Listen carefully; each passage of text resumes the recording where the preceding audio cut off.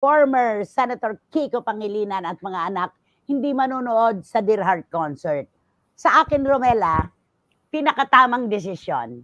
Pinakatamang desisyon para maiwasan ang anumang sakit ng loob o masasabi, di ba? Unang-una, ang kwento nitong Dear Heart ay yung nakaraan at pagtatagpong muli ng dating mag-asawa na nagkahiwalay, na mahal pa rin ang love team ng publiko hanggang ngayon. Siyempre, kung ikaw man ang dating senador, ayaw mo nang marinig yung kanilang mga paglalambingan o pagpapaalala sa entablado. Lalo na ang kanilang mga anak, lalo na si Kaki.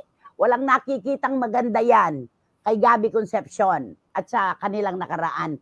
Magpakatotoo na tayo, walang nakikitang maganda ang babaeng ite sa anumang sasabihin ni Gabby at ni Sharon. Another away na naman to kapag nagkataon. Pinakamagandang desisyon yan.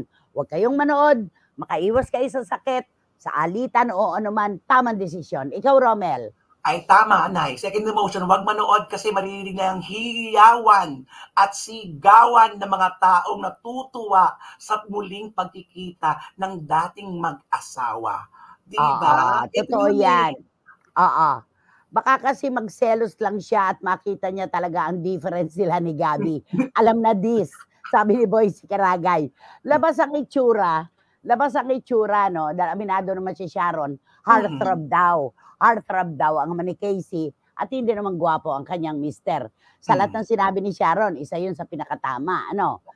Kaya lang, kapag narinig na nila ang malalakas na hiyawan at palakpakan, makikita nila ang diferensya, ang pagkakaiba.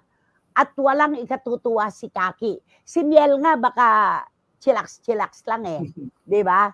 Pero yung Kaki, pagka narinig na niya mga palakpakan, ay, ayaw niya yon. Dahil para sa kanya, ang kanyang mga magulang ang the best. Na tama lang. Dahil siya naman ay produkto ng mag-asawa, di ba? Para maiwasan na rin din ang lahat-lahat at para makapagtrabaho ng mabuti ang kanilang ina ni Sharon Cuneta sa araw na yon. Siyempre, walang pag-iilangan.